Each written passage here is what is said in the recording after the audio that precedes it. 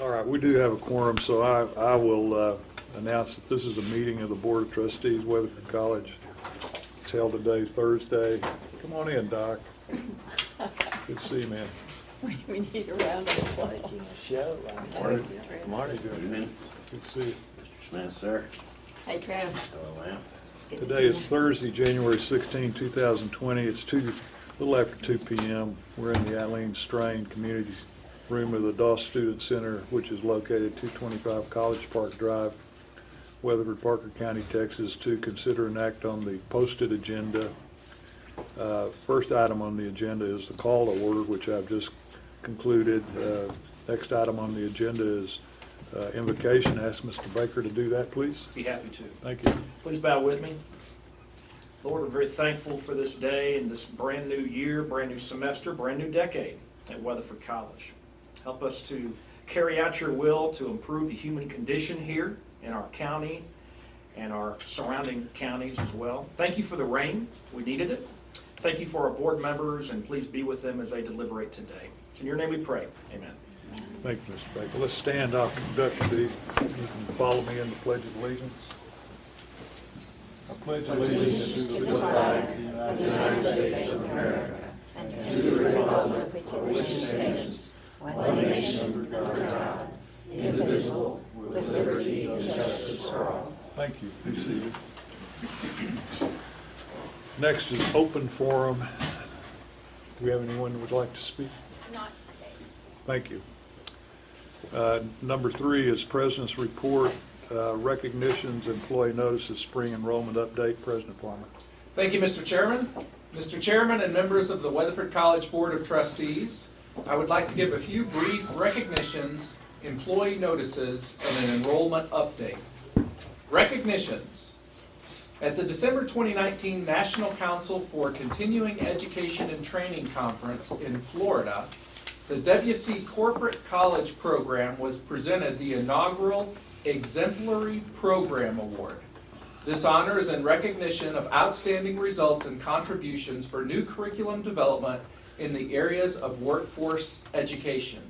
As honorees, Jessica McKee and Ashley Thompson presented at the conference on the development of corporate college for the sustainability and replicability of public and private colleges and universities.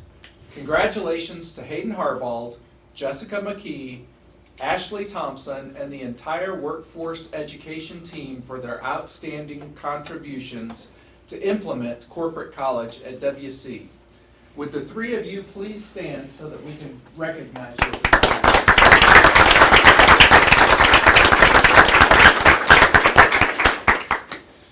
Officials at the Texas Higher Education Coordinating Board have approved Weatherford College to begin offering bachelor's degrees in the fall 2020 semester.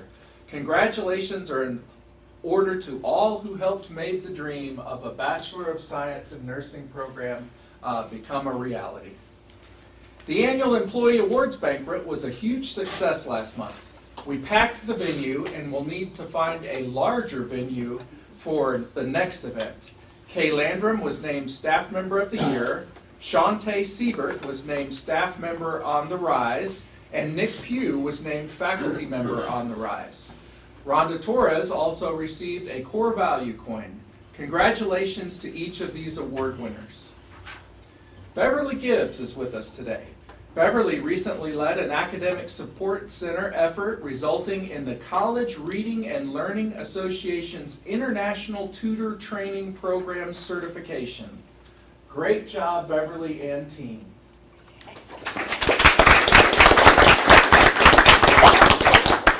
Weatherford College athletic teams continue to excel. The Lady Coyotes are the only undefeated team in the district at 3-0 in district and 14-2 overall. The Coyotes are 13-5, and our rodeo team is having another great year. Additionally, 7 of our rodeo athletes ended the fall semester with a perfect 4.0 grade point average. That's right. Very proud of them. Our Coyotes are excelling both in the classroom and on the competition surfaces. Employee notices. DMAC Local requires the college president to provide the names of contract employees that have resigned since the last board meeting. In accordance with this policy, the following individuals have submitted resignations. Barbara Baker Morrison is retiring from radiology technology effective 5/22/2020. And Dr. Joyce Pages is the director of the Alternative Teacher Certification Program, and the former chair of the Education Department is retiring effective January 31st, 2020. We thank both of these team members for their service and wish them the very best in future endeavors. Enrollment update. I am pleased to report that our enrollment management techniques have slowed growth until we can catch up on parking and classroom availability. As of the second day of classes in the spring 2020 semester, we had 5,533 students enrolled, slightly down from our recent record high enrollment numbers.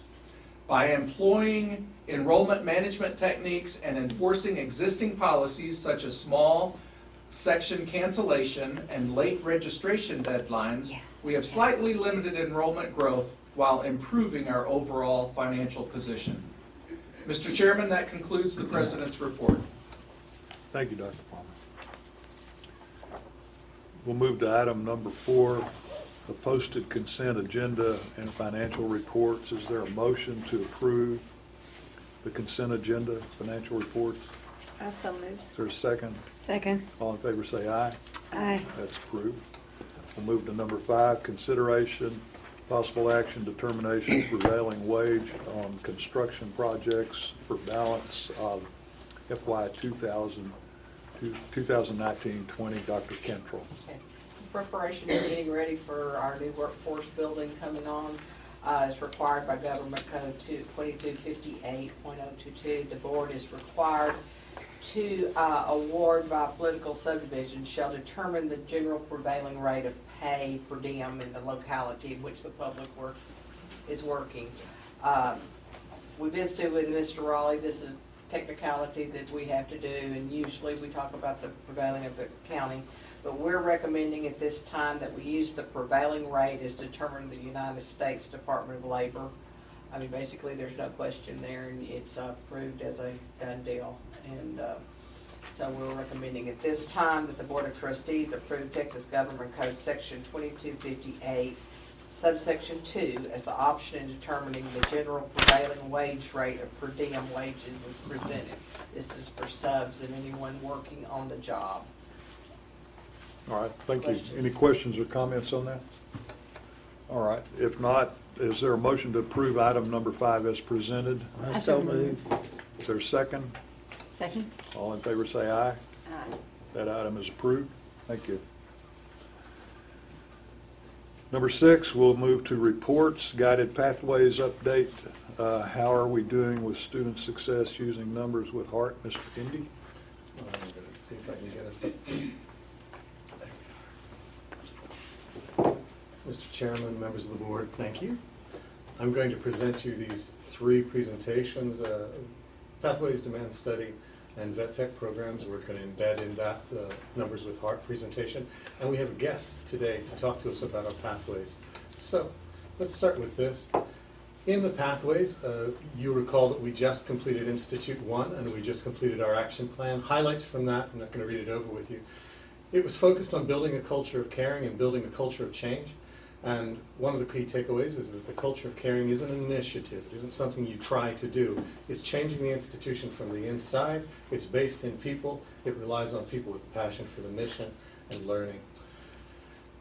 They encouraged us to welcome the risks inherent to change and to improve rather than to focusing on blaming individuals for failure. There's going to be risks of failure in what we do. We have to accept them as part of the process. If that took that away as a strong takeaway. And then we had a message pretty consistent. Build coalitions for change rather than relying on individual efforts, which are wonderful, but individuals burn out. We need coalitions for change, and don't exhaust your people through expansive committees. So we felt that that was strong because that fits right with what we're doing with our task forces.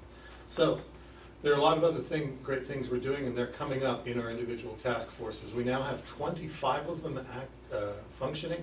The latest additions Excellence in eLearning Task Force, which will be coordinated through Dr. Locke's area, but led by Dr. William Smith.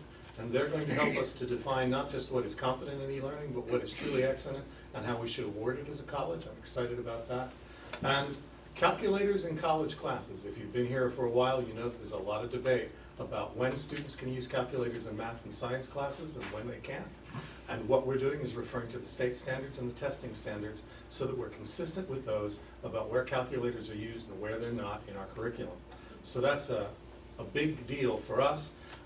It's an important change and one that we hope will help us to move students through our mathematics courses efficiently and clearly and in keeping with state standards. So the last item I'm going to cover is on this, the task force activities. We've got about a dozen updates that Shantae, who's coordinating all of that, has received since January 6th, and we're not going to try to go over all of that with you. Instead, we're going to give you a highlight of a course sequencing task force. Ms. April Staples will present for us. She is in her second year as a behavioral science faculty member with, she teaches psychology. She worked on a task force with Josh Gunther from mathematics and Adrian Trinies from the humanities department. And April will give you a presentation. I'm not used to podiums being below my height. All right, well, thank you for having me. Last semester, as Mr. Endy said, I had the opportunity to work with English professor Adrian Trainees and math instructor Josh Gunther in the task force. And our primary questions were, what is the role of Econ 2301 in the general core as it relates to programs of study? And is Econ 2301 a good fit for our dual credit partners? Our first objective was to try and gain an understanding of where economics is commonly positioned within a sequence, and to what degree is this course necessary for our students. In our review of the literature, we learned that economics courses are most commonly required for business, accounting, or economics majors, degrees that are not currently available here at Weatherford College. We do, however, have Workforce Business Administration and Accounting AAS. These programs do require Econ 2301 and or Econ 2302. We did not find any programs of study that required Econ 1301. For that reason, we recommended that Econ 2301 appeared to be a better fit within the sequence for a lot of our students. In relationship to our dual credit partners, we learned that dual credit students suffer equally from the problem of excess credit hours. One reason appeared to be a misalignment between high school graduation requirements and core or field of study requirements. The Texas Administrative Code states that students enrolled in dual credit must file a degree plan, and we found that for most of our students, that degree plan was going to be a general studies degree plan. The general studies degree plan requires 3 credit hours for social and behavioral sciences. To mitigate the problem of excess credit hours, we recommended that Psych 2301 serve as the primary behavioral science offering for non-business majors. At the same time, we recommended making Econ 2301 available to early enrolled and declared business majors only. For non-business majors that have already taken Psych 2301, we recommended replacing Econ 2301 with a course that satisfies another requirement of the core or field of study requirements. Moving forward, our task force will begin evaluating student success rates in Econ 2301 relative to their math preparation. Thank you. Do you have any questions for us on this presentation for course sequencing or where it fits within the entirety of what we're doing? We don't, economics is not a class. Economics is absolutely a class. It just isn't readily applied to all students equally in their degree plans because it's offered in high school in combination More in high with school. civics. They want us to offer it frequently, and it's reasonable that they should, to high school students in Government 2305 and Econ 2301, and that doesn't necessarily serve many of our students in their progressions. And our faculty looking at course sequencing are looking at getting students through efficiently toward completion. Yeah. So it's a great class. There's almost a mandatory class here. Baker, did you take that class? Yes, sir, I did. And Miss Eppright was here to place. And we've had a lot of great economics teachers, and we have them now, and we want them to continue to be able to serve. what we want to make sure we do across all of our sequences is that we're giving students the courses that that will serve them toward their completion agenda. And we're going to make sure we start aligning them according to what those students say they want to do and not toward what is necessarily convenient for someone else. This is about facilitating student success. So that task force has done an excellent job, and there's more to come. If there are other questions about that, I'll be glad to entertain it. If not, I'm going to move on to the demand study. We have two highlight items for you today. The Academic Support Center recently completed their evaluations of the Tutorial Center, and I'm not going to go over all of this. You can see the numbers. The lowest excellent rating was 74%. That's the lowest excellent rating. 74% of the students said that our tutors understood the materials that they were doing at an excellent level, not just functional. So they're doing a fantastic job over there. And if you read at the bottom, the smaller print, there's the comments, just a highlight of some of the comments we got about how well they're doing in our tutorial centers. And we're so proud of them, and they're doing the data work to show that we are accomplishing something in our tutorial centers. So we're so proud, and we wanted to share that with you. The next item is a little bit more obscure. Under Numbers with Heart, I'm going to give you the number 35999, and this is a little bit different than we would normally look at.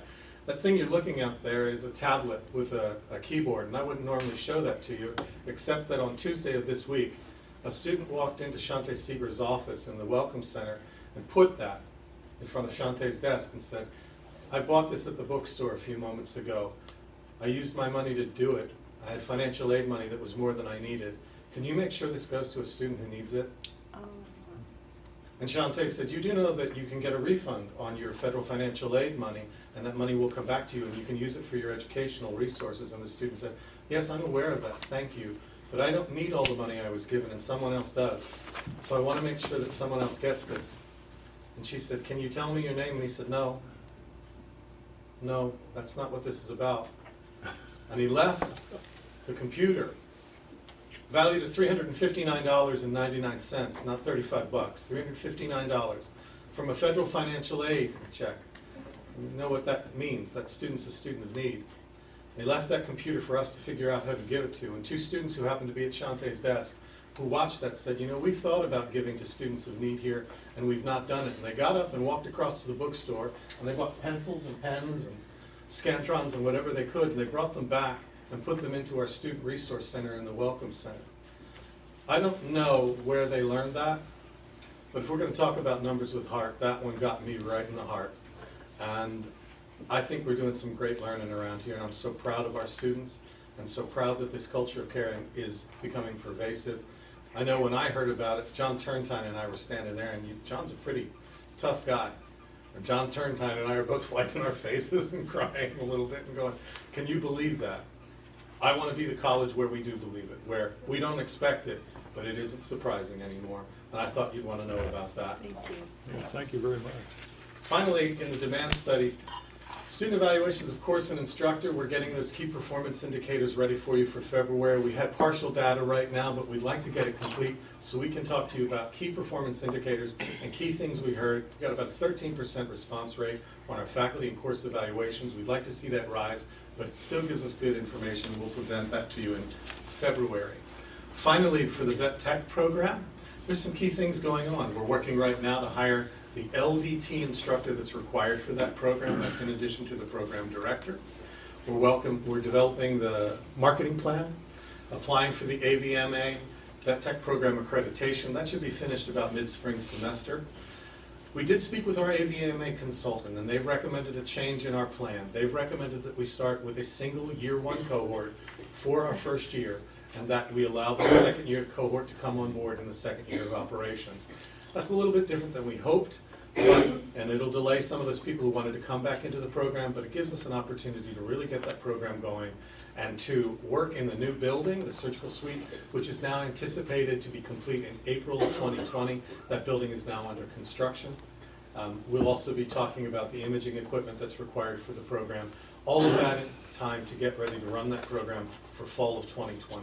If there are questions about the Vet Tech program, the Pathways project, or about the demand study, I'm glad to entertain them now. If not, thank you for your time and attention. Any questions, comments?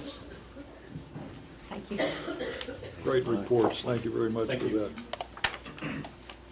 Dr. Farmer, future agenda items or meetings under number 7. Thank you, Mr. Chairman. Next month, we will be bringing you the proposed tuition and fee changes for the 2020-2021 academic year. We've had a committee that's actively been working on those proposed tuition and fee changes in mind that we will be adding the Bachelor of Science in Nursing degree, and that those tuition demands are being considered by the committee, and so we look to bring that to you next month, as well as the required annual Board of Trustees self-assessment.